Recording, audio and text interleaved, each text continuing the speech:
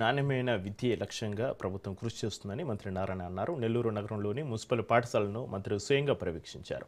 Stone హౌస్పేటలోని BVS municipal పాఠశాలను ఆకస్మికంగా తనిఖీ చేసి అక్కడ జరుగుతున్న పనులను పరిశీలించారు. సిఎస్ఆర్ నిధులతోటి అత్యాధునిక ల్యాబ్లు, డిజిటల్ క్లాస్ రూమ్లతో కార్పొరేట్ సంస్థలకు ధీటుగా అభివృద్ధి చేయాలని అధికారులను ఆదేశించారు. బీవీఎస్ పాఠశాల మాత్రమే కాకుండా నెల్లూరు నగర వ్యాప్తంగా 15 మున్సిపల్ హై స్కూల్స్ని పైలట్ ప్రాజెక్టు కింద ఎంపిక చేసి అంతర్జాతీయ ప్రమాణాలతోటి తీర్చిదిద్దుతున్నామని మంత్రి నారాయణ తెలిపారు.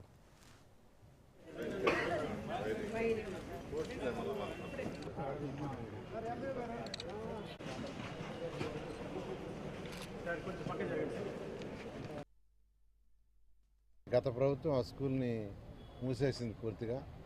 దాన్ని మళ్ళా అటు మా పిల్లలు మరియు ఎన్సీసీ ఆర్గనైజేషన్ ఇద్దరు కలిసి ఆ స్కూల్ని ఒక ఇంటర్నేషనల్ స్టాండర్డ్లో డెవలప్ చేశారు. ఎవరు ఎక్స్పెక్ట్ చేయలే.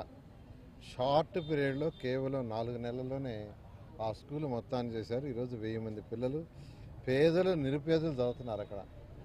ఎలాంటి పేదలు నిరుపేదలు అంటే ఐడెంటిఫై చేసి, అంటే బీడీలు చుట్టుకునే తల్లిదండ్రుల పిల్లలు, ఇళ్లలో పోయి పాసి పని చేసుకునేవాడు పిల్లలు, స్కావెంజర్స్ పిల్లలు, స్వీపర్ పిల్లలు, ఇలాంటి వాళ్ళని ఐడెంటిఫై చేసి సిటీ మొత్తంలో పెట్టాము.